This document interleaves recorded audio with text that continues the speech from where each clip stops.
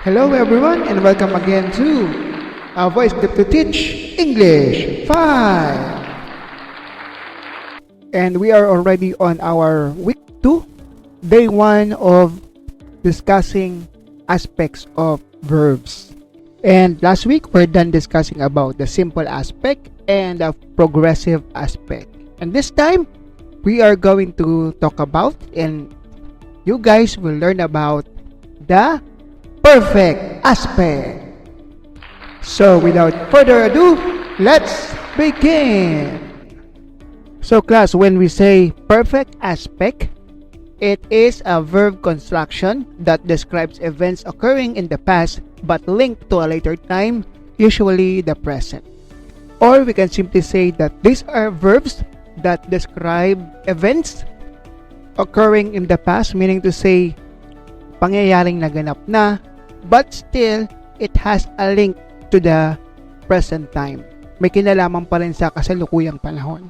So class, I hope that I was able to translate it well in Tagalog, because honestly speaking, it's really hard to translate the explanation, the English explanation of it in Tagalog. Kaya sana nakuha nyo yung ibig kong sabihin. Okay? Thank you. Well, just like the simple aspect and the progressive aspect, we also have 3 tenses of the perfect aspect. We have the present perfect tense, the past perfect tense, and the future perfect tense. So we are going to discuss it one by one. And let's start with the present perfect tense. Actually, class, we have 2 conditions under the present perfect tense. The first condition is present perfect tense expresses an action that began in the past and continues to the present time. So the verb or the action began in the past, nagsimula sa nakaraan, but continues to the present. Nagpapatuloy hanggang sa kasalukuyan. Okay? Naintindihan ba ako, class? So I'm translating it in Tagalog, so that you could understand it well. That is why I'm asking you guys to listen to this voice clip very well, because I will try my best. I'm really trying my best to explain it in a way that you will clearly understand. Kasi if you will not listen to this attentively, you will really miss something, or you won't really understand it, at may mga bagay na malilito kayo. Kaya hiling ko, makinig kayo mabuti. Alright? So, going back, when you say present perfect tense, it expresses an action that began in the past, nagsimula sa nakaraan, and continues to the present time, na nagpapatuloy sa kasalukuyan. And the formula for writing the present perfect tense, before I give you some examples, galing no, para tayo mathematics, may formula. So, the formula is, for singular subjects, we will use has plus the past participle of a verb. And if the subject is plural and or the pronouns I and you, we are going to use have plus the past participle of a verb. Okay, here now are the different examples. First example, he has lived here for 3 months. Again, he has lived here for 3 months. Let us now analyze the example. Our subject is he, singular. So going back to the formula, singular subject, we will use has. Okay, he has plus the past participle of the verb. Our verb is lived. So the past participle of the verb lived is also lived. The spelling is L-I-V-E-D. And the rest of the sentence, for 3 months, is the duration of his stay in that house. So going back again to the sentence, he has lived there for how long? 3 months. Okay. Next example. Sheila has been a Girl Scout since last year. Again, Sheila is our subject. So since Sheila is singular, we will use has plus the past participle of the verb be which is been. Alright, very good. And the rest of the sentence, Sheila has been a Girl Scout since when? Since last year. So we use since and the time expression last year to indicate the specific point in time. Okay? So Sheila has been a Girl Scout since when? Since last year. So parang ganito yan. Girl Scout siya last year hanggang ngayon. Intindihan? Very good. Ayan, first condition pa lang tayo under the present perfect tense. Haba, no? And now, on to the second condition. Present perfect tense expresses a very recently completed action. So, yung present perfect tense daw ay nagpapahayag ng isang katatapos lang na kilos. And we often use the words just, recently, or already. Here are the examples. I have just called a doctor. Our subject is the pronoun I. Therefore, we are going to use have plus the past participle of the verb called, which is also called, C-A-L-L-E-D, and the rest of the sentence. I have just called a doctor. So that expresses recently completed action. Okay? Next example. She has already been to California. She has already been to California. Our subject is she, singular. That's why we are going to use has plus already, because like what we've said earlier, the word already indicates that the action has just recently been completed. She has already been to California. Understood? Okay. Now, let us discuss the next one. And it is the past perfect tense. Past perfect tense expresses an action or an event that happened in the past before another event in the past also. And it doesn't matter which event is mentioned first, because the tense makes it clear which one happened first. Okay, class. Naintindihan nyo ba yung sinabi ko kanina? Alright. So, ganito lang kasimple yun. I will translate again in Tagalog, ha. So, when you say past perfect tense, ito yung pangyayari na nangyari na or naganap na bago pa maganap ang isa pang pangyayari. Did you get me? Okay.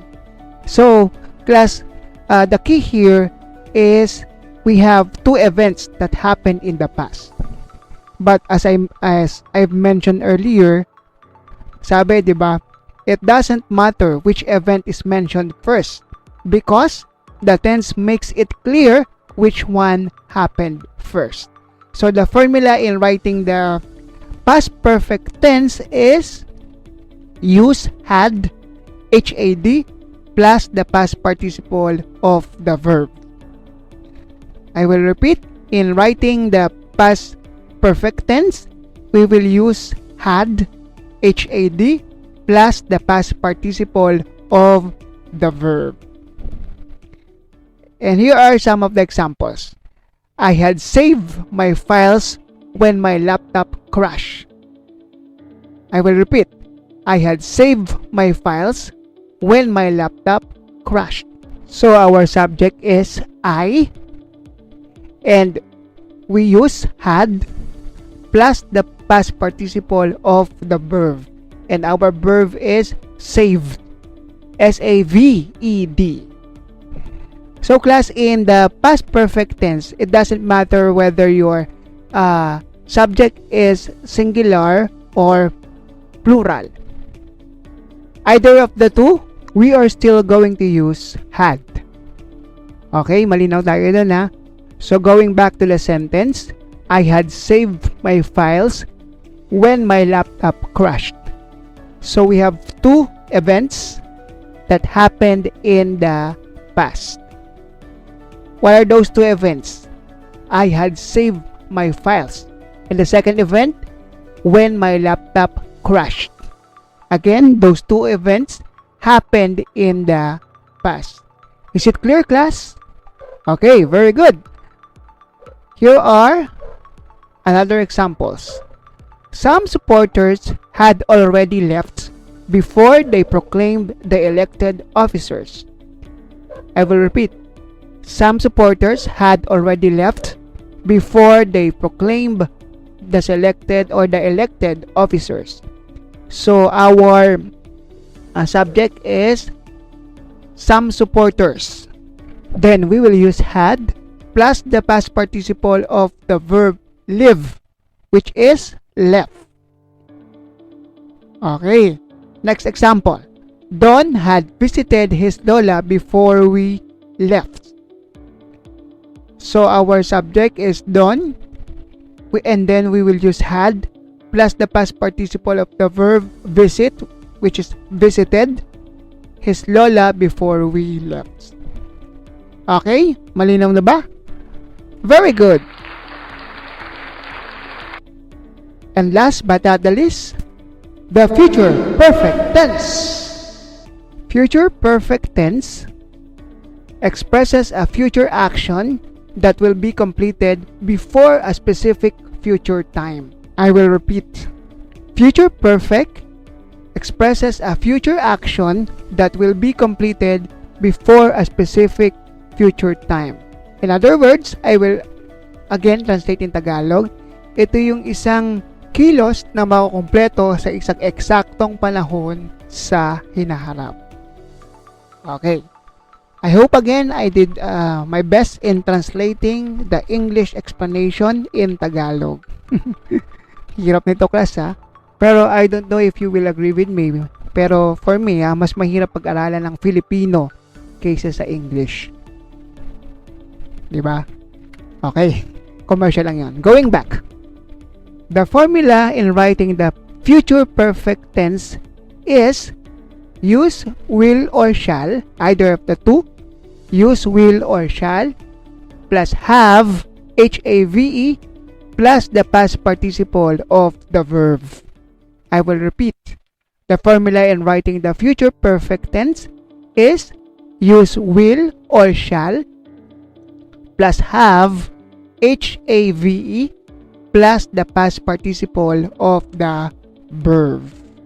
Let us now look at these following examples. I will have finished the school project before 2 o'clock in the afternoon. Again, I will have finished the school project before 2 o'clock in the afternoon. So we have this future action that will be completed.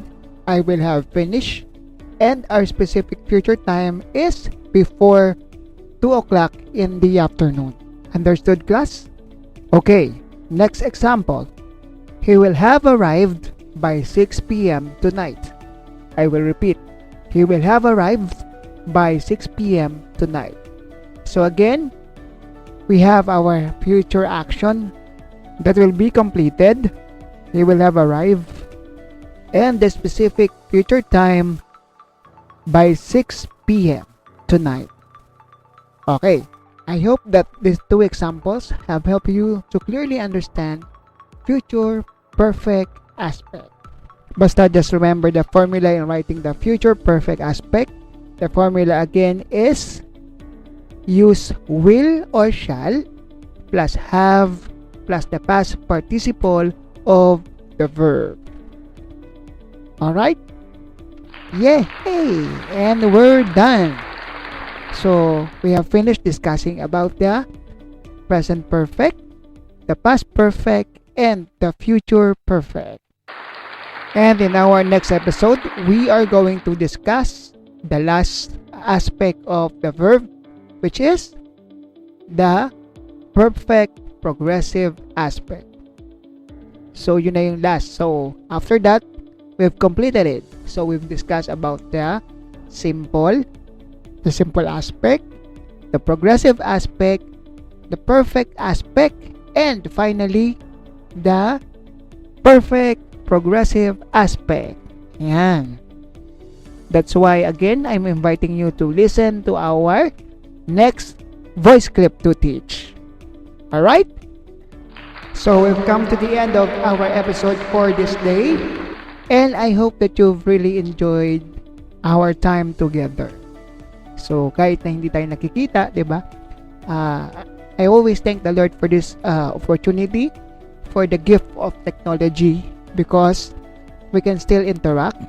I can still talk to you, even though I'm just the one talking here. But I know, and I always believe that you are learning from this voice clip to teach. That's why I really thank you for all your support, especially to all your parents out there. Okay? So, I think it's time for me to say goodbye. So, class, once again, this is your teacher, Sir Dex, for a voice clip to teach English 5. See you in the next episode. Bye-bye and God bless you all.